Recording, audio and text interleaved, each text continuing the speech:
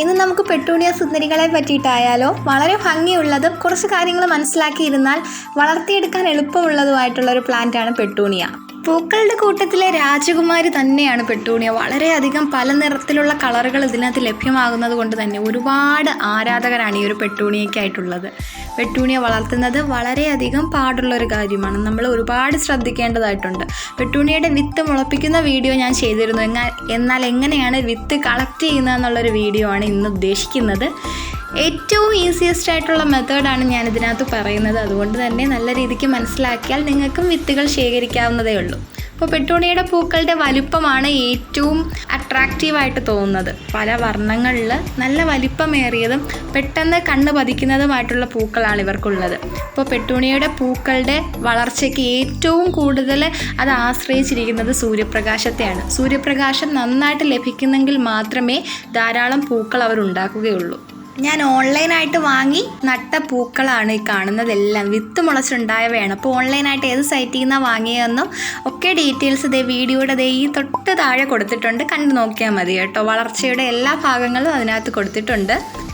പെട്ടൂണിയ പൂക്കൾ വാടിക്കരിയുന്നതിന് ശേഷം പൂവിരുന്ന ഭാഗമാണ് പിന്നീട് സീഡായിട്ട് മാറുന്നത്. ഇതുപോലുള്ള ചെറിയ സീഡ്സാണ് അതിനകത്ത് നിന്ന് കിട്ടാറുള്ളത്.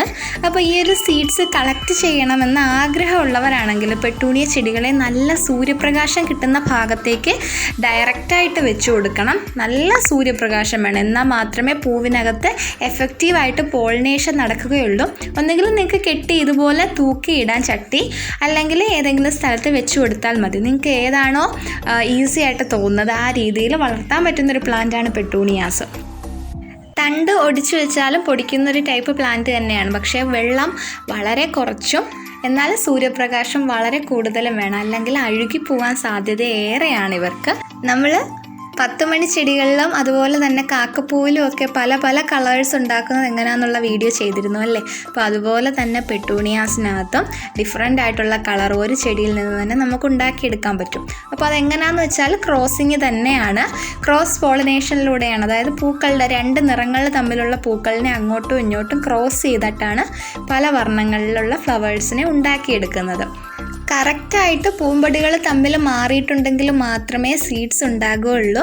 അല്ലാത്ത ഫ്ലവേഴ്സിലൊന്നും നമുക്ക് സീഡ്സ് കിട്ടാൻ സാധ്യതയില്ല.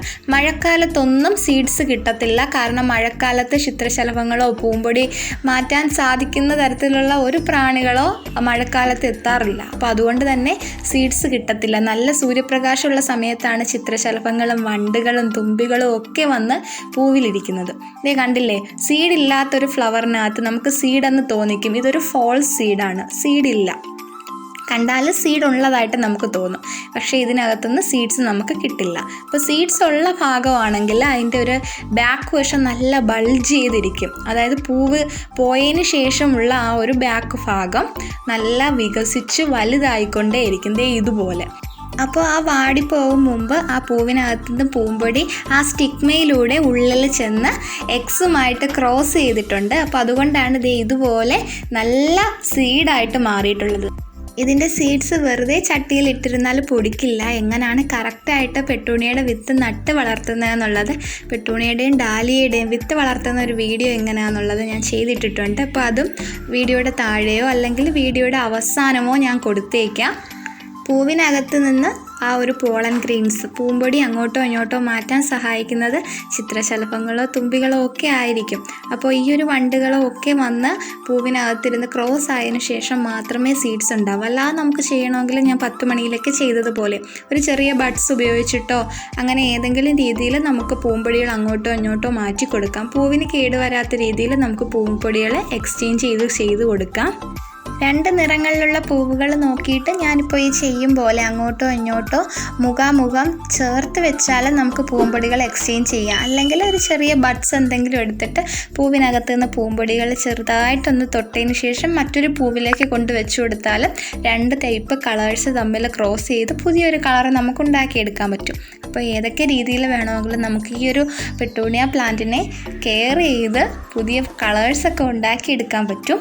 അപ്പോൾ ഇന്ന് ഞാൻ ഉദ്ദേശിച്ചത് ഇത്രയും കാര്യങ്ങളേ ഉള്ളൂ. അപ്പോൾ വേറെ എന്തെങ്കിലും ഡൗട്ട്സ് ഉണ്ടെങ്കിൽ നിങ്ങൾക്ക് കമൻറ്റ് ബോക്സിൽ വരാം.